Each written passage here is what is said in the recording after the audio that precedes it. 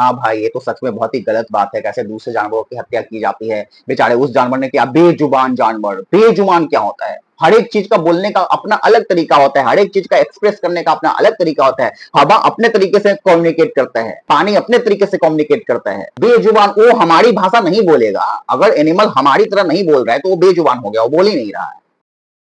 Whatever has been said in the video is admin's inner wisdom. Use your own understanding before making any conclusions. The admin doesn't claim it to be scientifically or historically proven fact. मित्रों नमस्कार, ज्ञानी बाबा सुमित के इस नए video में आप सबका एक बार पुनः अभिनंदन है। मित्रों आज के इस वीडियो में हम लोग बात करने वाले हैं, अभी रिसेंटली ही आपका जैसा कि जानते हो कि नवरात्रि समाप्त हुआ है और नवरात्रि पे हर बार बहुत तरह की चर्चाएं होती हैं। खास तौर से नवरात्रि पे जो आपका बलि प्रथा है, जो इस पे लेके जो है वो बहुत सारे लोगों का अलग अलग ओपिनियन रहता है। तो मैं आज के इस वीडियो में बलि प्रथा को लेकर ही अपने विचार प्रस्तुत करने वाला हूँ। आपके इस वीडियो में बहुत ही महत्वपूर्ण टॉपिक पे चर्चा होगा, तो कृपया करके आप पूरे वीडियो में बने रहें। और अगर यदि आपने चैनल को सब्सक्राइब नहीं किया है अभी तक तो हमारे इस चैनल को अवश्य सब्सक्राइब करें। वर्तमान समय के मनुष्यों के साथ जो सबसे बड़ी समस्या है वो यह कि वो मैटेरियलिस्टिक चीजों को ही सत्य मान चुके हैं, वो इस फिजिकल संसार को ही सत्य मान चुके हैं और उनको जो चीज दिखने में जैसा लगता है उसी के हिसाब से वो सभी चीजों को जज करना शुरू कर दिए हैं। अगर किसी चीज को उनको देख के गंदा लगता है, देख के खराब लगता है, तो फिर उस चीज को खराब समझ लेते हैं।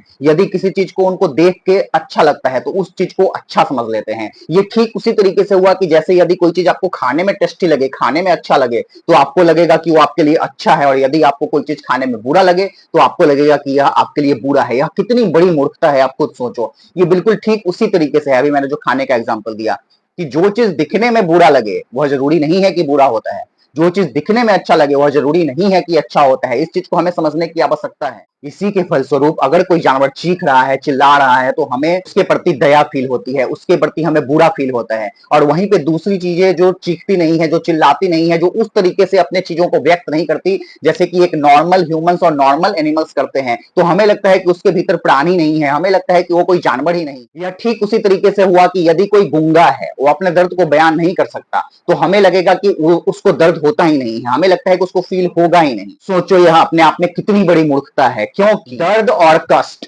आपके बोल के बयान करने से, रो के बयान करने से, चिल्ला के बयान करने से सिर्फ नहीं होता है। आप यह समझो जो पेड़ पौधे हैं उनको भी जब काटा जाता है तो उनको भी दर्द होता है, बट वो उस तरीके से चीखते और चिल्लाते नहीं है जैसे एनिमल्स लोग करते हैं। और हर एक चीज लिविंग है। सबसे प्रथम बात जो हमें समझने की आवश्यकता है वह यह है कि हर एक चीज लिविंग ही होती है। हवा भी लिविंग है, जो हवा आप श्वास ले रहे हो वो भी अपनी लिविंग एनर्जी, वो भी अपनी लिविंग शक्ति आपको प्रदान कर रही है, तभी जाके आप जीवित हैं। इस बात को समझने की आवश्यकता है। सिर्फ जरूरी नहीं है हम ह्यूमंस और एनिमल्स बस यही दोनों जीवित प्राणी हैं, और कोई भी जीवित प्राणी नहीं है। हमें जो यह लगता है यह सबसे बड़ी विडंबना और सबसे बड़ी मूर्खता है। संपूर्ण अर्थ एक शरीर है, वह उसका एक बॉडी है। हम लोग अर्थ के पार्ट हैं।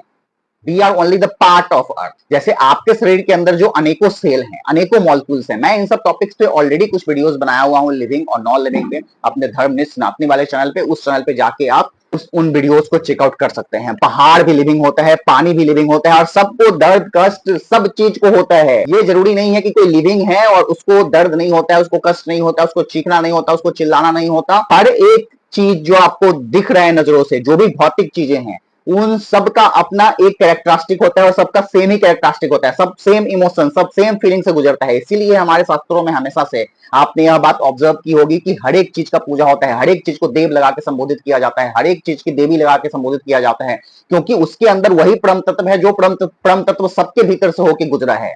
नेटवर्क हर एक डिवाइस से होकर गुजरती है। डिवाइस भले ही अलग अलग तरीके के हो सकते हैं दिखने में बाहर से, और ऐसे भी ये जो भौतिक चीज है ये भगवान का जनरेटेड माया है। आप कैसे इस माया को भंग करो, यही, और उस परम सत्य को जानो, उस परम तत्व को जानो जो आपके भीतर से गुजरा है। यही तो जीवन का परम लक्ष्य है। तो बलि में जो जानवरों की बलि दी जाती है, इस पे प्रश्न चिन्ह सिर्फ ये एक लेफ्टिस्ट एजेंडा के तहत शुरू हुआ था। जो वर्तमान में अभी सारे सनातनी अपने जड़ों से टूटे हुए हैं, तो उनको ऐसा लगने लगा कि हाँ भाई ये तो सच में बहुत ही गलत बात है, कैसे दूसरे जानवरों की हत्या की जाती है। बेचारे उस जानवर ने किया, बेजुबान जानवर। बेजुबान क्या होता है? हर एक चीज का बोलने का अपना अलग तरीका होता है, हर एक चीज का एक्सप्रेस करने का अपना अलग तरीका होता है। हवा अपने तरीके से कम्युनिकेट करता है, पानी अपने तरीके से कम्युनिकेट करता है। तो बेजुबान वो हमारी भाषा नहीं बोलेगा। अगर एनिमल हमारी तरह नहीं बोल रहा है तो वो बेजुबान हो गया, वो बोल ही नहीं रहा है। मतलब बकरी बोलता ही नहीं है और बाकी सब जानवर बोलते ही नहीं है। तो जो जानवर हमारा ह्यूमंस का लैंग्वेज यूज नहीं कर रहा है उसको हम बेजुबान बोलेंगे, मतलब वो बोलता नहीं है, वो एक्सप्रेस नहीं करता है अपने आप को, हर एक चीज एक्सप्रेस करता है अपने आप को। तुमको उसकी भाषा समझने की शक्ति होनी चाहिए। और अगर ह्यूमंस भी तो अलग अलग भाषा बोलते हैं, साउथ वाले ह्यूमंस अलग बोलते हैं, जर्मनी के ह्यूमंस अलग भाषा बोलते हैं, हर एक जगह के ह्यूमंस भी तो अलग अलग भाषा बोलते हैं। तो अगर कोई जानवर आपके भाषा नहीं बोले तो आप उसको बेजुबान की कैटेगरी में डाल दोगे। हमें दिखने में दया आती है, हमारे अंदर वो दया की भावना है कि किसी भी जीव को मरते हुए देख के हमारे अंदर कंपैशन उत्पन्न होता है, हम इमोशनल अटैचमेंट होते हैं, क्योंकि हम इस सांसारिक दुनिया को सत्य मान चुके हैं, हम इसमें इतना ज्यादा लीन हो चुके हैं कि हमें उस परम सत्य का आभास नहीं होता है। और इसको एक लेफ्टिस्ट एजेंडा के तहत शुरू किया गया था, बलि पे प्रश्न चिन्ह लगाना, सनातन धर्म में जो बलि है इसको। पर समय के साथ क्योंकि सारे सनातनी अपने जड़ों से टूटते गए तो वो भी उनकी बात से सहमत होते चले गए। और आज के समय में हर एक सनातनी इस बात का सफाई देते रहते हैं दिन भर कि नहीं, यह तो हमारा पार्ट ही नहीं है, यह सनातन कल्चर है ही नहीं, किसी भी शास्त्रों में, किसी भी वेद में बलि का कोई उल्लेख नहीं मिलता है, श्वास लेने का भी कोई उल्लेख नहीं मिलता है शास्त्रों और वेदों में। तुम श्वास लेना भी छोड़ दो ना, क्यों ले रहे हो, नहीं मिलता है उल्लेख। सब लोग इतनी प्रॉमिसिंग अंदाज में, इतने सर्टेनिटी के साथ हर एक चीज को बोलता है।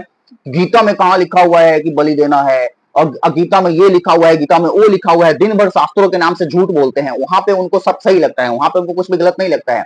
लेफ्टिस्ट लोगों को सफाई देने के चक्कर में कब तुम अपनी जो संस्कृति है, अपना जो कल्चर है, जो सत्य है, जो जिस सत्य से तुम्हारा अस्तित्व है, उस सत्य को तुम कब भूल जाते हो। जीवन का परम सत्य क्या है, जीवन क्या है, उसे कैसे जीना है, ये सब जानने के बजाय, ये सब सोचने के बजाय तुम लेफ्टिस्ट को जवाब देने में रह जाते हो, लेफ्टिस्ट लोगों को सफाई देने में लग जाते हो हर एक बात को लेके। जैसे प्रेजेंट टाइम में जो राइट विंग वाली पार्टी है, बीजेपी, मोदी, ये हमेशा ही जब लेफ्टिस्ट पार्टी उनके ऊपर कुछ आरोप लगाती है तो उसको सफाई देने के चक्कर में रहते हैं दिन भर, और उसी के अकॉर्डिंग काम करने लगते हैं कि उन लोगों ने ऐसा किया है तो हम लोग ऐसा कर देते हैं, उन लोगों ने ऐसा बोला है इसलिए हम ये कर। ये क्या बात हुआ?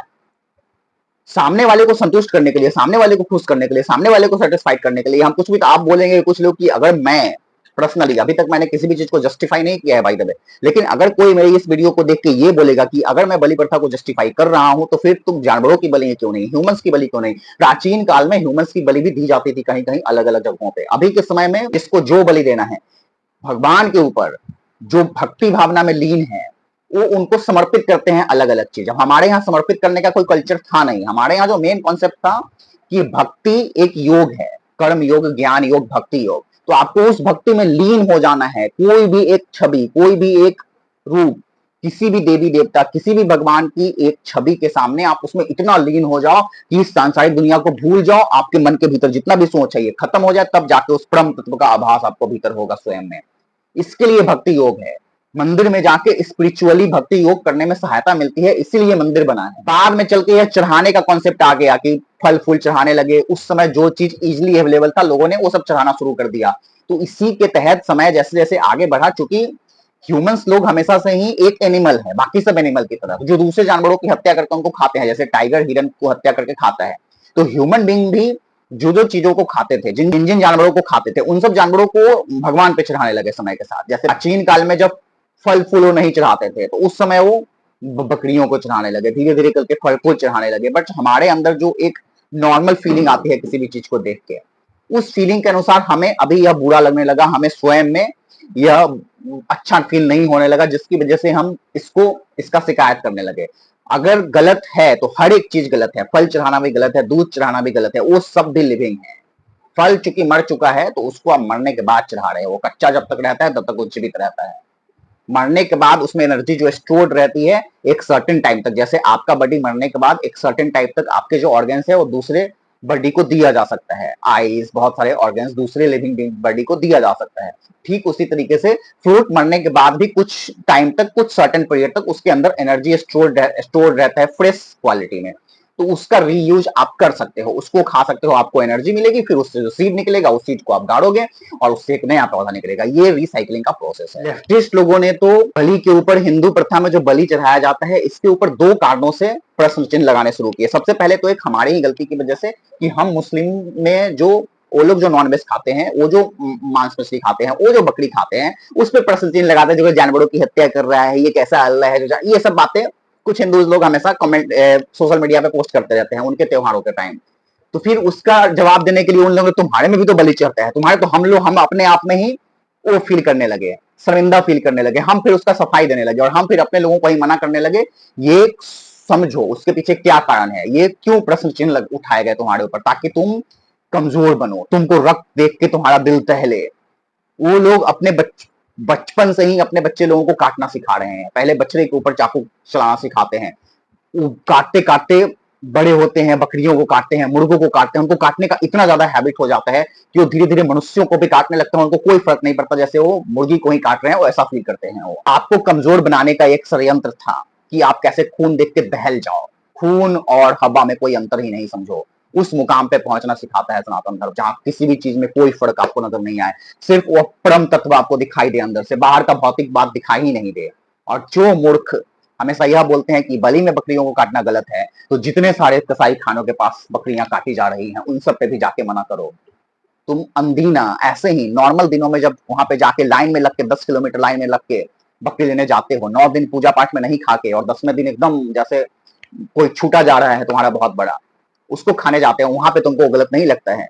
लेकिन ये एक तरीका है जिससे कि हमारे बच्चों को स्ट्रांग बनाया जा रहा है। उनको रक्त देखने का, काटने का जो थोड़ा सा हैबिट बनाया जा रहा है, जो थोड़ा सा हैबिट बनता है, उसको भी तुम ब्रेक कर देना चाहते हो। दिखने में क्या चीज अच्छा लगता है और क्या चीज नहीं, इसके अनुसार से कोई भी चीज तय नहीं होता है। सत्य भीतर से आती है, उस सत्य को जानो। और सत्य को अच्छे से जानने समझने के लिए हमारे दोनों चैनल धर्मनिष्ठ सनातनी और ज्ञानी बाबा सुमित को अभी इसी क्षण सब्सक्राइब कर लो, और इस वीडियो को ज्यादा से ज्यादा लोगों को शेयर करो सत्य तक पहुंचाने के लिए। मिलते हैं अगले वीडियो में।